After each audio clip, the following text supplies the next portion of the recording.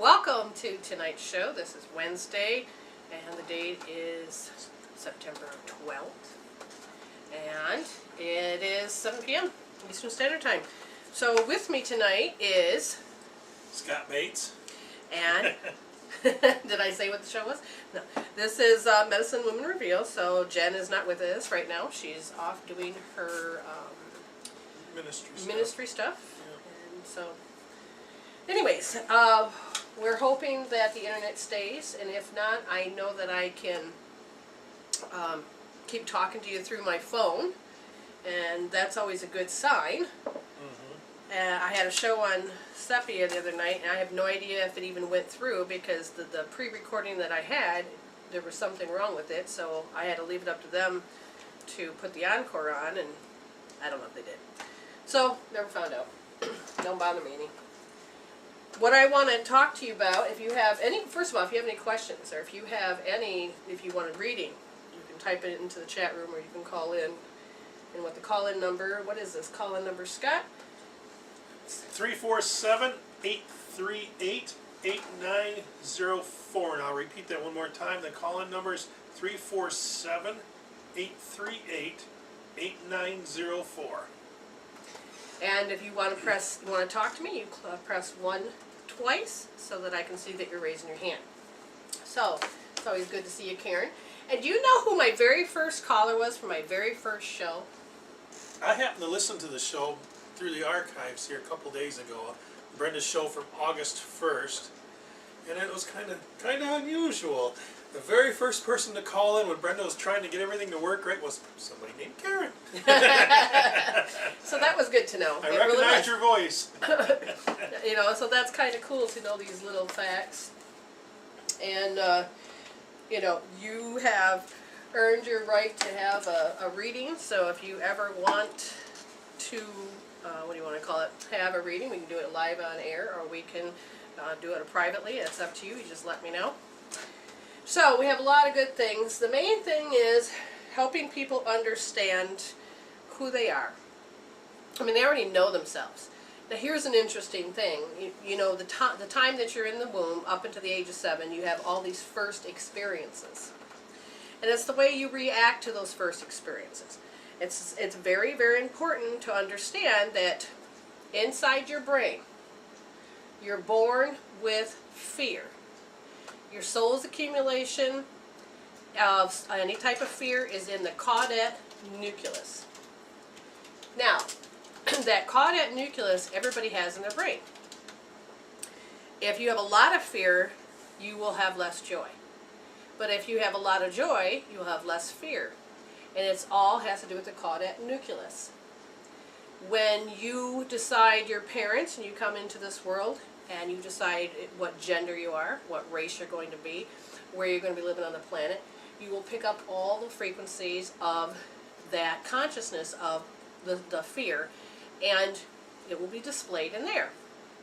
So those first responses, if your soul shows you something that should be frightful and you don't see it as frightful, great, you pass the test.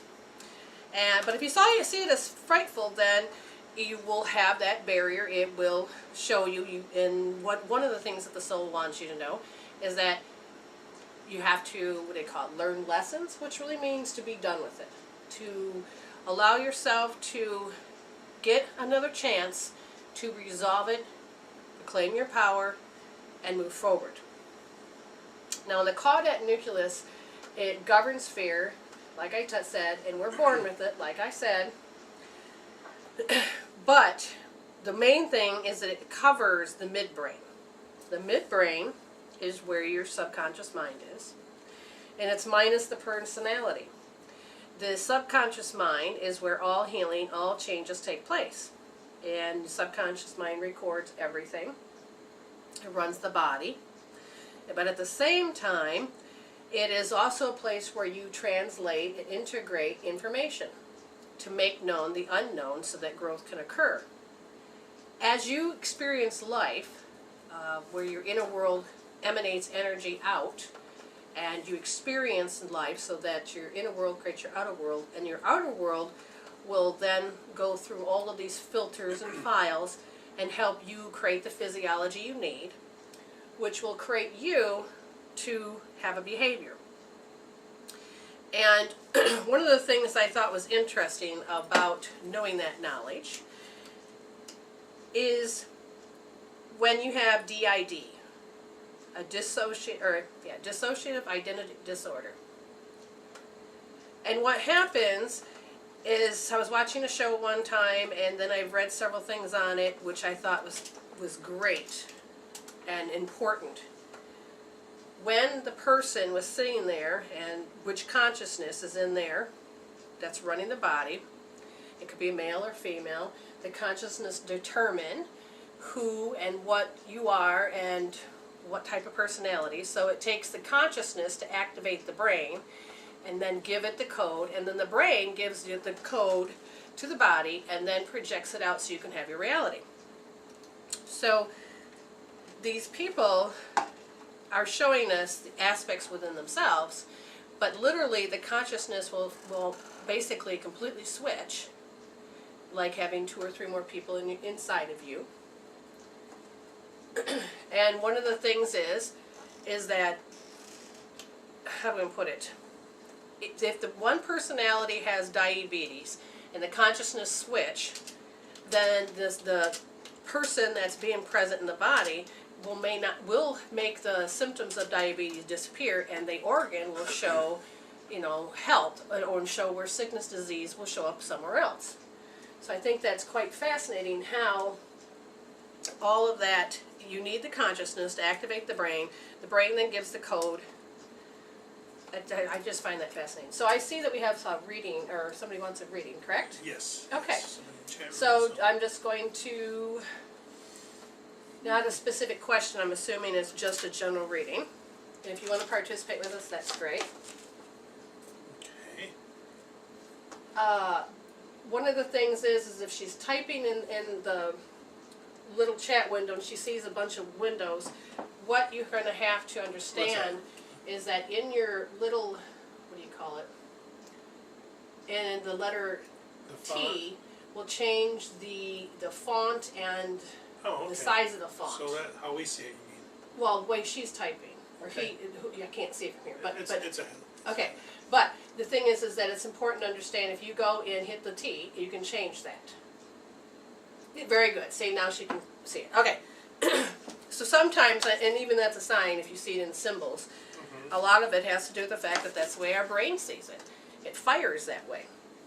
So I'm going to assume that you want just a general reading. If you have a specific question, please understand the reading may not make any sense because you're looking for a specific answer, because we are all frequency specific. So we're going to tune in. Apparently yawn to get the energy moving. And what's interesting is I feel she's so far away. I don't understand it. It's like she's over on this cloud feeling separated, and she's reaching out and she can't connect with people. And I'm not sure why. And that might be the first thing, which is I can't connect. Because they're literally showing me that you're reaching out your hand and you're leaning off the edge of your cloud to reach out, and I'm wondering, okay, is this to be rescued? No. Is it you want to have relationships? So my question, I guess, would be, is relationships hard for you? Because what I'm actually seeing is one of the programs that says that there's a different way of looking at right and wrong. And if you can't attract the like-minded people to you, you will attract the people that you have to, really look at what you have to heal. Like, I somehow attracted this woman that had to tell me that, because I said I support gays. I don't like to even say that word, but I support people that have their choices, that are making their choice. It's their journey they get to create. And I said I support that. And so then this lady comes on, some type of a Huna priestess, and I love Huna, the Ho'oponopono, or probably said it completely wrong. But the point is that she's telling me that she doesn't like it, it's a disease, and that how dare I basically do this? I thought, that's interesting. And I wasn't offended, but at the same time, I still feel at the same time it was deciding whether or not how do I respond to it? Before, I would have thought, why do people writing? It's my wall. Well, I didn't take offense. I had just healed how I hate how people will just write on my wall and instead of telling me that they believe this, they're just saying, no, you're wrong, this is the way it is. And so it's hard to reach out for people like that. And Scotty, I see that you drew a card or something. Yeah, I drew one about perspective. Make it nice and loud. Okay, the Milky Way. The Milky Way is said to be one of billions of galaxies in an observable universe. Let me mention these are the Earth Magic Oracle cards by Stephen Farmer. Okay, let me get back here. It contains about 200 to 400 billion stars, the one most familiar to us being the Sun. The oldest star in the galaxy is 13.2 billion years old, said to be nearly as old as the universe itself, and the Earth is about 4.5 billion years old. Distances are measured in light years, and the Milky Way galaxy is believed to be 100,000 light years in diameter. The enormity and vastness stagger the mind and challenge the imagination, yet it also gives us some notion of where we are, where we fit in all of this. Considered from this perspective, our usual frame of reference is to put to the task. We're faced with a choice of abandoning our myopic vision in favor of seeing and accepting the bigger picture, or we can just allow ourselves to be overwhelmed by a sense of smallness and helplessness. Yet know that we are composed of material from the very stars that inhabit the Milky Way. Thus, we're connected to the Earth and the entire universe at all times, in life and in death. So perspective is very important because it is how you want to be. If you cannot feel like you can be an individual, then you're going to end up withholding, parts of who you truly are. And when that occurs, then it can cause you to bring people to you that are going to start to sculpt you the way they want to be sculpted. And the reason why is because we have a planet that has the archetypes of pimp and hoe. And it's supposed to be, the pimp's supposed to put their dream into your head and make you think that you thought it. And by fear, by instilling it, by dominancy, and we get lost in the feeling nature, not just the self-talk, but an actual feeling nature as we start to feel our environment. Literally, you can feel the frequencies. I walked into one of the rooms I have, and there just seems to be overloaded with stuff. There's garbage bags, books, boxes. It just is out of order. The frequency, I started to feel it, and I started to get agitated, and I knew immediately it was because how this room was rearranged. And so I left the room, and I thought, oh, I feel better. So there's a part of us that has to really look at and decide, can we handle this? Last night, me and my husband watched Fringe. I just want to put a D on the end of it. And it's a great show. And what happened was Olivia was in her mind, because there was two consciousness. Bell, one of the other characters entered his consciousness in her. And what happened was that Olivia was pretty much on hiatus, but she didn't feel safe in her own brain. And so she retreated to a safe spot, which correct. Was her childhood home. Mm-hmm. And what happened is, as the show goes on, Peter and all them were looking for her in her brain. They couldn't find her, except for the fact is they realized that she's not even safe in her own head. And so as they were trying to retrieve her, all these people that were going to hurt her, were hurting them, or trying to hurt them. And when she was a little girl, he found her, and she was a little girl. And next thing you know, they're running, and there's nowhere to run now. That she finally stops, turns around, and puts her hand out and says, "No more, no more." And it's when you take and change your perspective to realize that, no more. You don't have to put up with it anymore. And this is a good thing because it's also how the old way that we used to get over fear was through conquer, which was to step in the face of fear, conquer it, create a pathway, knowing that we don't have to take this on. But if you're a child that has been repetitively abused, then there's a part of you that sometimes feels that there's no reward even when you stand up to this particular thing. So the whole point of your reading is simply your soul wants you to be more authentic to yourself, but you have a program that makes you stay in your comfort zone because there's a part of you that meet up against people that have to do with right and wrong, and then there's probably a set of right and wrong that you feel you have to follow in order to have friendships. So you're at the place of discovering who you are. Not only do I like to give readings, but the soul also likes to have closure. So the main thing it wants you to understand is that your mode, the way you go into when life starts to present itself, there's a part of you that wants to go into the run mode. Now, consciously, you can walk around and not feel that. You don't walk out of the room, but it's the program that's inside that you have to pay attention to, because that is going to determine your health, your wealth, your life, your lifestyle. It'll affect everything. So even if you can show outwardly that you're strong, you have to make sure you understand that the inner you needs love, tender, and care. And your soul is saying that about age 3 is when you really were picking up what they call the RTJP. This is when it usually starts to kick in, was about the age of 3. And what its job is to help you think what other people think. And then you had to use that in order to feel safe. And at some point, I think you started to notice that there was a pattern about behavior.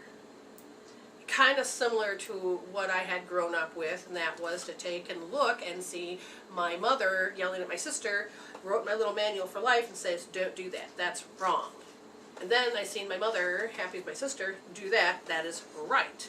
It wasn't a very good method, but that's when my 3-year-old took and looked at the perspective, and in order to be safe and survive, that's what I kept writing down. And I feel like you have some similar program, Love Lat, too. So the question of right and wrong comes into play. Me and my husband were having a deep discussion, and I says there's a program in you that needs to be addressed, and it was called right and wrong. And your question to me, Scott, was, well, why do you have to heal right and wrong? Yes, I think that's what the question was. Did you remember the conversation? Not really. All right, well, I'll try to recoup it. But he's like, well, it's the right thing to do this. And that's wrong to do. Why would you want to heal that out? Does that mean I'm going to just be doing more wrong and I won't know the difference?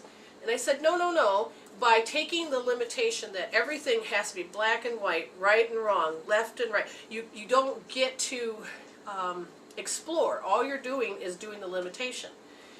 When you heal that has to be right and wrong, what will happen is that you will become more aligned with your spirit, and the more aligned with your subconscious mind, and you'll stop being aligned to that caudate nucleus, which is the fear brain.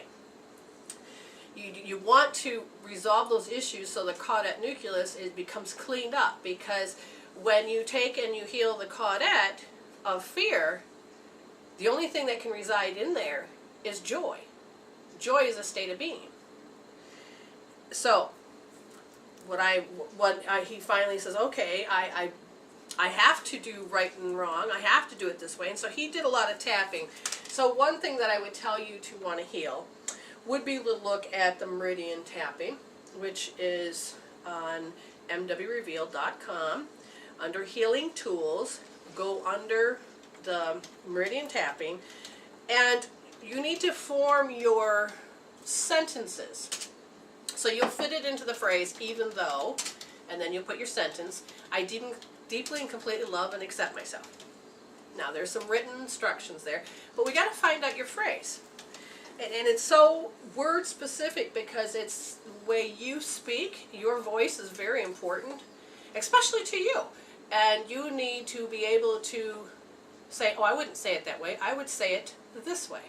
And I'll say, great, now that you know this, then let's see, when you say that statement, does it feel like you have energy loss? Do you feel like it's negative? Anything less than joy needs to be recalibrated, balanced, brought back to center. You don't have to stare at the limitations or become the limitations. So you learn, what you're doing is you're learning to help yourself to become a happier, healthier soul. So, your phrase, because they were pointing at how it has to do with right and wrong, they also want you to notice how self-conscious that you become. Self-conscious in this case is not about right and wrong, but it's about looking at your flaws, thinking everybody else sees them.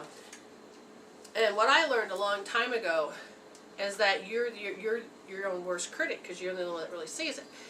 If people are really trained, then yeah, I suppose they could see it.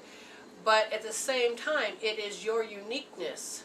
This is the way you're supposed to look. This is the way you're supposed to sound. This is the way you're supposed to be. Because your soul chose you to choose this. And to love that part of yourself. So there's a part of you that becomes very self-conscious, and you feel like everybody's looking at you, and that is one of the big things they want you to heal. Okay? Alrighty. So now, just looking in the chat room. What I was thinking is, again, it's connecting the dots, because there's a lot of information that Spirit likes to usually, speak, pour forth. And like I said, when it comes to consciousness, when the consciousness is there is group consciousness. This is where we all agreed upon, this is what a table looks like, and then there's a variations of tables. This is what a chair looks like, and there's a variation of chairs. And the reason that we have variety is because you are allowing yourself to be that spirit that allows yourself to become unique. It allows you to be that part of yourself that's creative, because your spirit's constantly creative. Now I'm trying to figure out what's going on, because I feel like this disturbance of energy is here, and it is engulfed with fear, and I'm not sure what that is, so I'm just going to keep my eye on it for a minute.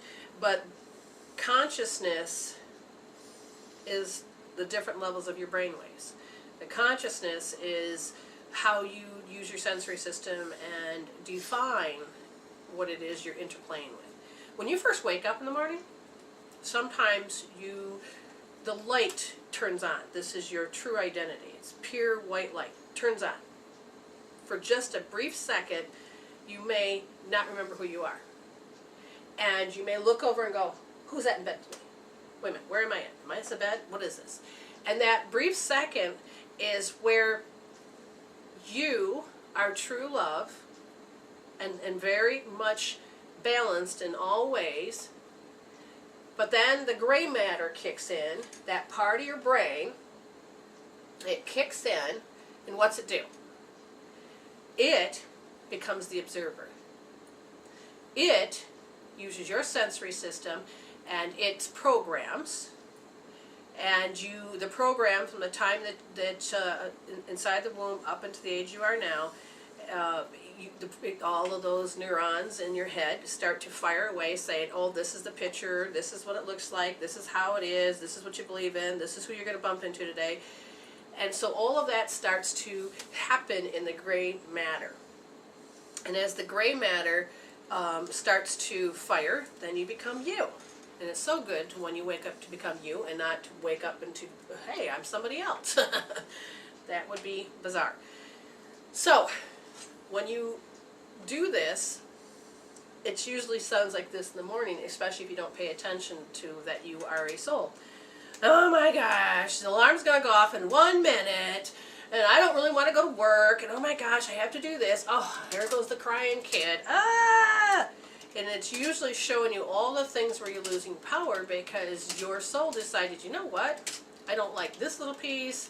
I reject that little piece. And these little pieces that make up the bigger story.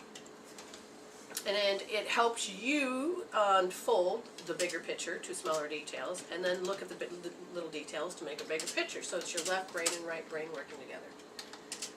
So is everything okay over there, Scott? I think so. She can't see my answers in the chat window. Oh. For some reason, all I said was, I said you're welcome and so forth. So. Huh, I wonder why that's happening. It must be something. So there's about the communication of what you're seeing. I would just tell you to close the window and reopen it, or reboot your computer, and sometimes, because you may have to. Or re-log in the Blogtalk, And sometimes you have to close get your browser, the new, go to it again. sometimes you have to get a new download, Oh, okay. You know, so you never know. See, answer there, okay. But yeah, Very so good. if you can't talk there, that's fine. Yeah, sometimes I gotta hit the F5 to refresh my window just to make sure everything shows up, Yeah. so. Yeah, Okay. no big deal. Okay, so everything's good then? Yeah, I think All right. so. Was there any other questions she had? She's all right? Yeah, I think so. Okay, good. So, again, what happens is by the age of 20, you pretty much now stopped creating new pathways to become who you want to become, because by the age 16 and on, those emotions, those hormones pump through you to start sculpting who you are, what you're going to become, what you've decided. And so after the age of 20, you usually become just your emotional self.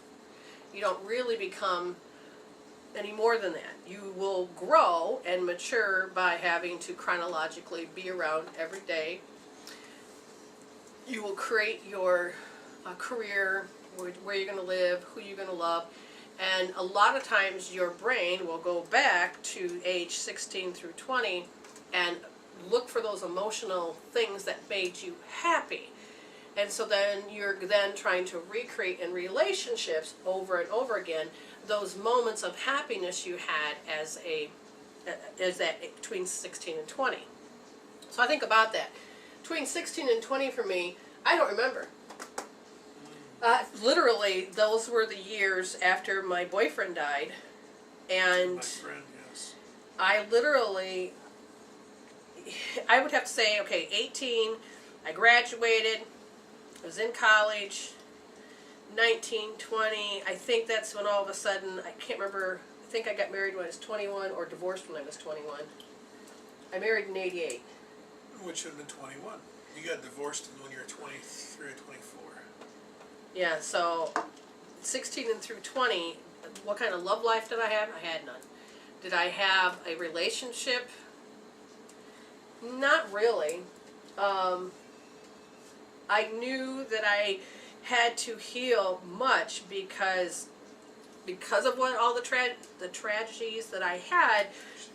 Strategies? No. Tragedies. I had it right. I was just correcting me. Anyway, just kidding.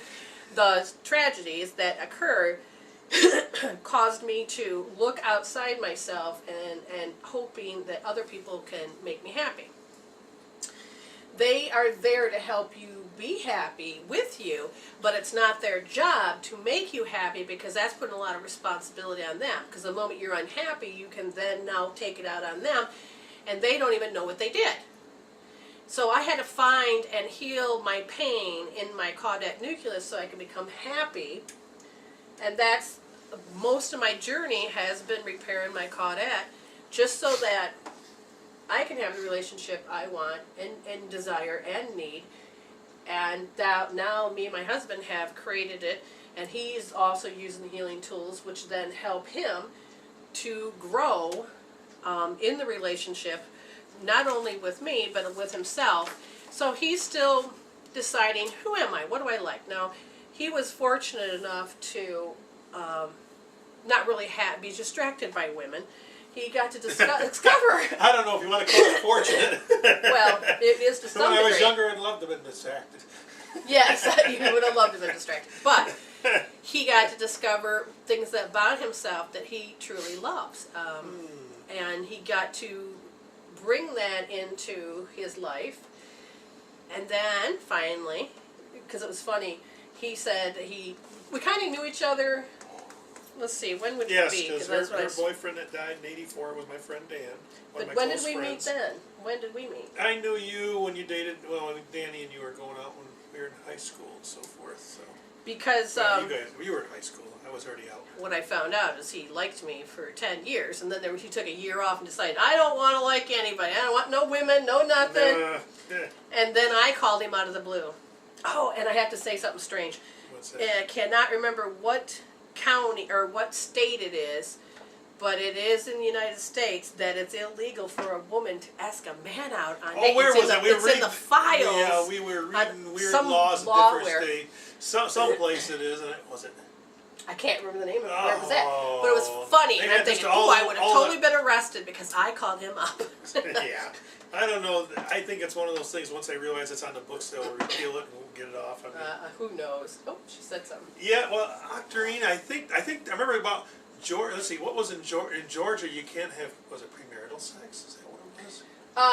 I can't remember if that's what it was. Yeah, It's yeah, a state law, I think, but I can't remember. I think you're right. If you get a It probably was chance, in the look South. up 10, or look up the 10 most sex laws, the most strangest sex laws, and Wasn't on the Cracked website, was it? No, this was all Cracked over. Magazine, Mad Magazine, one of The those. hilarious part is some people say it's okay to have sex with animals as long as Oh, they are that's under just 40 gross. pounds. Yeah, what the hell? said, How what? did they pass a law like that? Hold on, let me of, weigh you. what kind of Okay. person? What kind of sick individual? I don't Oh, know. there. Okay, she says. Can you read it? Naked on Sunday. In North Naked? Carolina, it's illegal for a man to see his wife naked on Sunday before noon. Ooh, Oh, that reminds me we're in of trouble then, because we were there. It was a Sunday. Whoops. And then there was a man can't shoot off his shotgun while the woman is in the middle of having her. I mean, his real rifle they're talking about. Oh yeah. A real firearm. Yeah, shoot that They sucker. can't do that while they're in the middle of engaging in. I don't know how. things. How would they even come up with that? Why would makes they you have a wild. law like that unless there's a bunch of people doing that? Maybe it's to tell your neighbors, hey, I'm getting some. You know, bang, I don't shoot know. your gun out the window. Oh, then there was one. You cannot masturbate while you're watching two people have sex in the car. I'm like, my mind's going. Seriously, are these people just standing outside watching, or how would they really? I don't know. Well, Oh, and then a virgin. Okay, how does it? A virgin can never have sex, not even on her wedding night or something like that. that was the weirdest one. I'm thinking, then she'll But- always be a virgin. Correct, How's that work? but then I read where that's why they pay certain men to come do the deed, Oh, jeez. and so that then I she's wonder not a what virgin, guy, so what then guy she can wrote marry. that law up. I don't know, but it was like bizarre. So Yeah. Okay. So there's a lot of bizarre things out there yet. yeah, That and need to be it's changed. time to make the world unflat. A lot of bizarre things. So how did this come about? Because it's about from the age of 16 to 20 is when the hormones are, usually it can be before that, but this is where you're sculpting yourself into who you want to be or how you're going to be for the rest of your life. Which means after the age of 20 on, you're just thinking the same old story. So just imagine that I'm 45, which is true, so 25 years worth of repeating the same thinking if I didn't have the healing tools and allowed myself to resolve certain things to move forward. Does that make sense? Yes. I don't know where he went. He just disappeared. I was reading the But you chat can room. you can watch him on YouTube, and you can watch how Auto he's. response kick in. Yes. Yes, my dear. No, my dear. Yes, my dear. He did that the other day. No, I was sitting there, I was didn't. talking to you, and you didn't answer. I said, oh, okay, whatever. And so about 5 minutes later, you said, yes, dear. And I'm like, wait a minute, what? I didn't say anything. Yeah, you did. And I think he was just stuck in You a were time. talking slowly, and it took that long to catch up to me. Oh, did you hear that? He blamed me. Ah. We might want to heal that. Okay. So, how does one then mature if this happens to who we are? And that is where we literally realize that the emotional part of us needs to be addressed, looked at, and taken care of. And you read all the advice of sweep it under the rug, be like a dog, kick grass over your shit and walk away. And it's like, I know that I have done this, I've done that, I've done my best to conquer and walk away, but it's the programs that are in there. Literally, it's the programs. My heart reflects what's going on in that caudate nucleus, and it's the vibrations that I connect with it. So the vibrations are going, and I connect that with bad or fearful, and the next thing I know, I'm actually stopping myself. Now, we have been looking at, Karen has sent us a link. Yeah, double odds. This is a pretty good site. real strange laws in I gotta Michigan. remember next time we go to Flint not to wear any baggy pants before you get thrown in the pokey, I guess. Yeah, it says in Flint, Michigan, one who wears saggy pants can be jailed for months. I bet that's something recent. It sounds like it. Because it would be from all the gangs they got over there. Oh, that could be. That was you wear your crotch down to your ankles, and you're supposed to be Oh, cool. wow. In Michigan, the sale of dyed baby chicks is a crime. Yeah, take your little yellow chickens and dye them different colors. And look at these fancy chicks I got for sale. Well, I understand the one. It says it's in Michigan. It's illegal to display a deformed person or human monstrosity, and that's because of what did you say? It was the circuses and things like that, making fun of people. Yeah, they displayed them as circus acts and things. But then again, if you looked and talked to some of those people, that's probably the only ones that are actually called a home. Oh, in Brighton, right down in Brighton, only about an hour drive away. Annoying someone is a crime. Oh, honey, you better make sure you stay here. Officer, my husband's annoyed me, officer. Oh my gosh, our one French food down there. Oh, geez. Some of those are kind of funny, but yeah, it's something. Changing times. You know what happened back then that required all these things to. You know, I'd be curious of when those laws became effect. Yeah, they probably Well, one of the things we're going to want to talk about is missed opportunities. Now, according from what I understand, opportunities come to us all the time. And they have to come through the frontal lobe, or don't even have to be the frontal lobe, into the gray matter, okay? Because your frontal lobe is what creates your reality. And this is where you think and doing a lot of your sculpting. But when opportunities come through, and if it can't get past the caudate nucleus and into the midbrain, it'll be considered a missed opportunity. Because your comfort zone or the fears, anything you've accumulated in there, will actually stop it from coming in. So, example, honey, would you like to stand up and do a speech for everybody, and so we'll post it? Okay, if you could see his face, it was funny because he's like, "Are you serious? That is his caudate nucleus right now." the panic attack. The panic attack, and that is something that the soul says, "Look, it's a signal.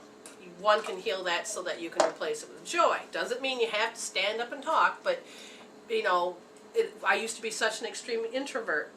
Now that I heal it, it's like no skin off my back to stand up and start talking. It's a piece of cake.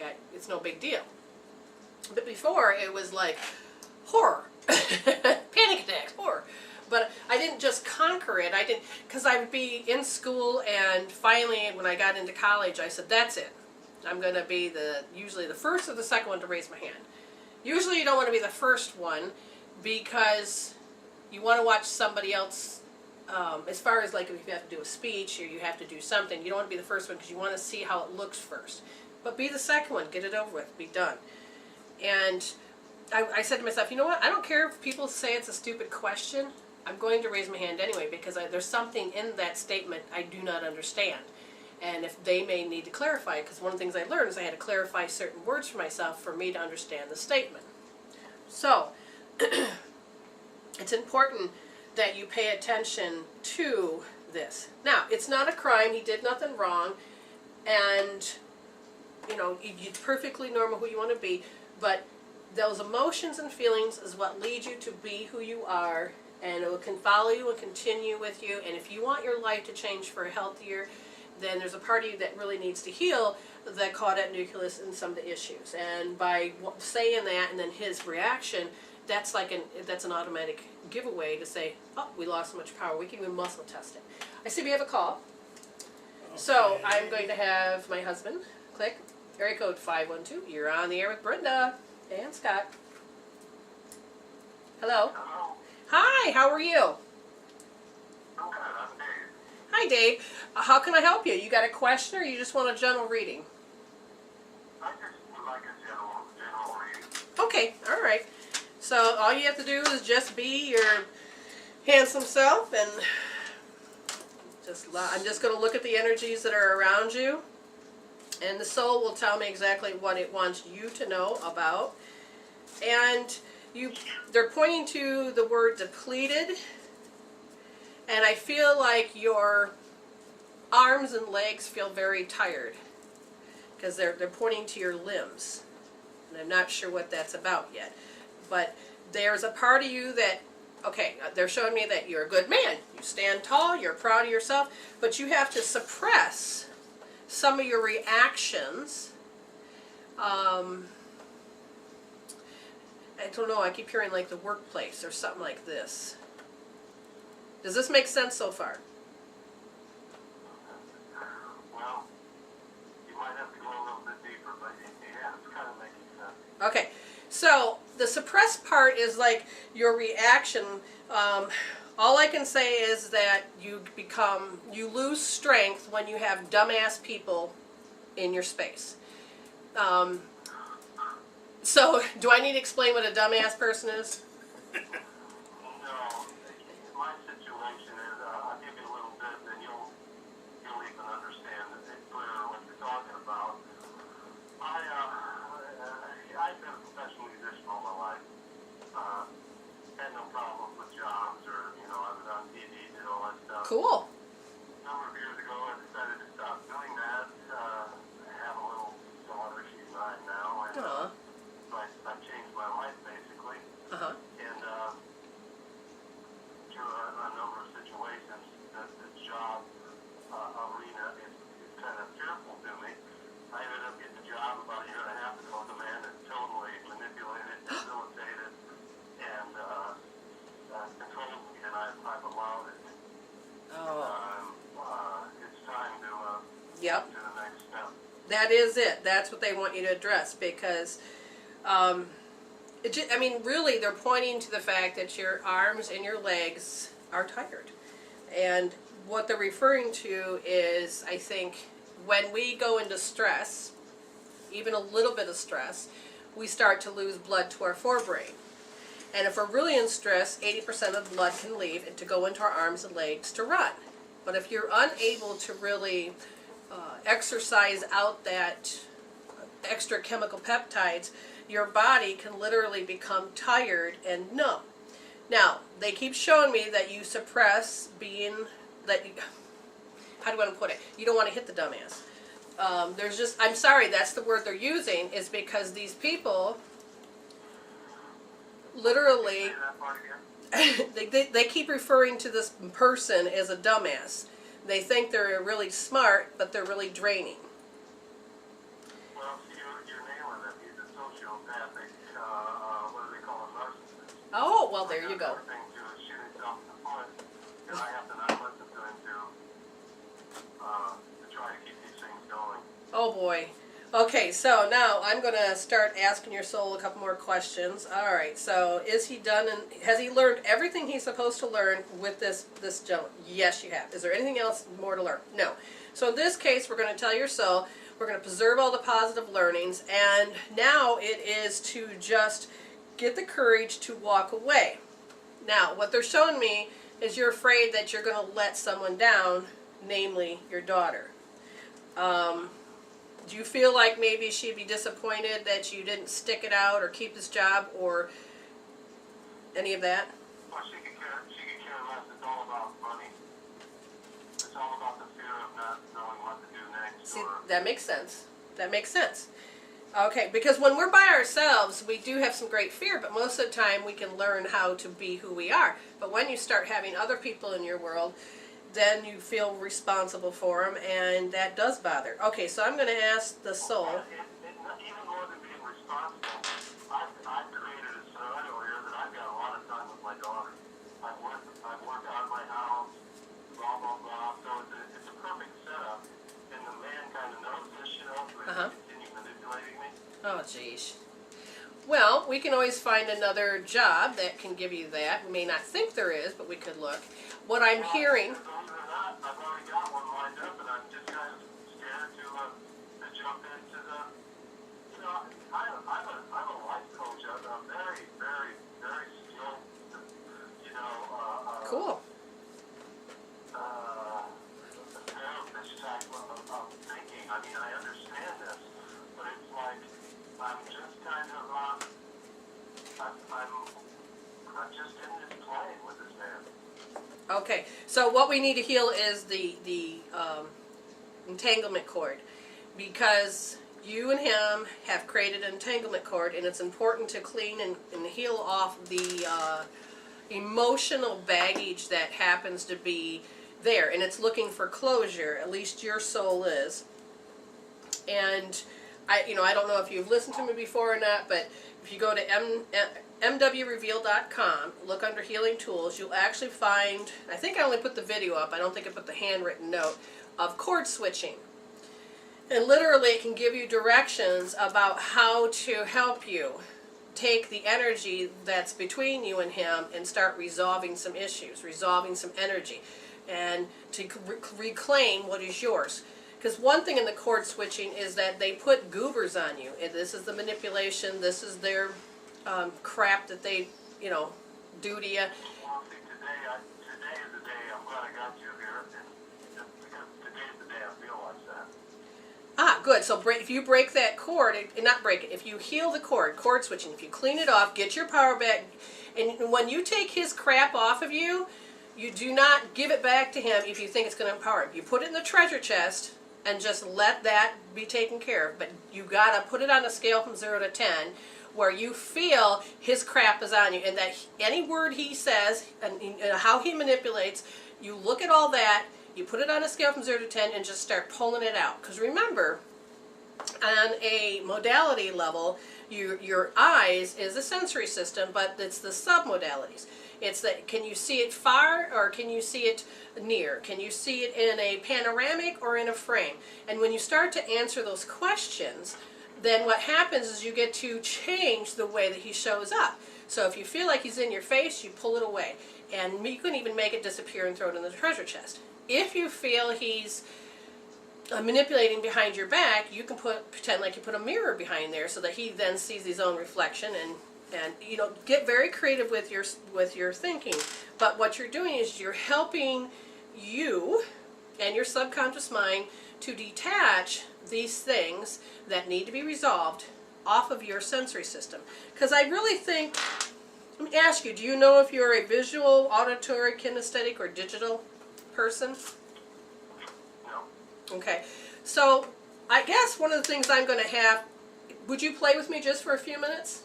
Is some healing? No, absolutely. Okay, what I want to do is I want you to, let's see if I can say this correctly, and I feel like we need to do it with the eyes. And you can do this with any sensory system, but if you imagine him right now, tell me where he'd be. Would he be in front of you or behind you, or where would he be?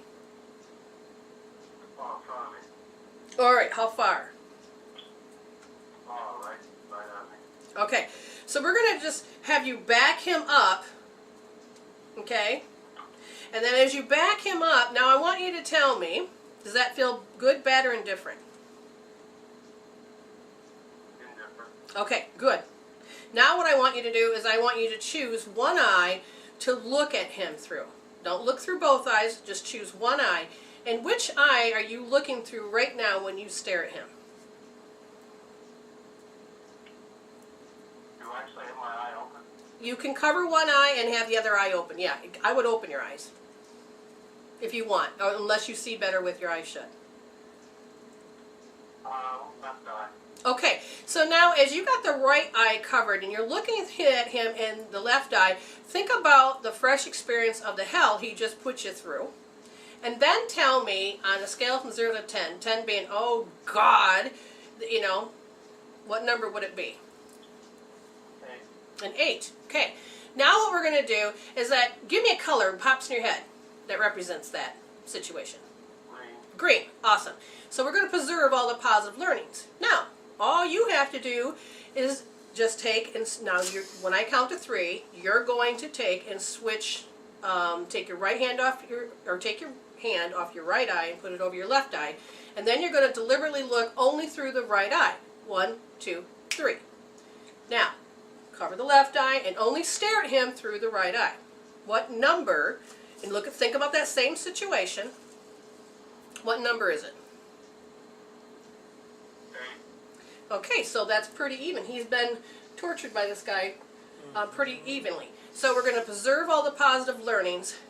And now I want you to ask yourself, I can let this go. Do you feel like a yes or a no? Yes.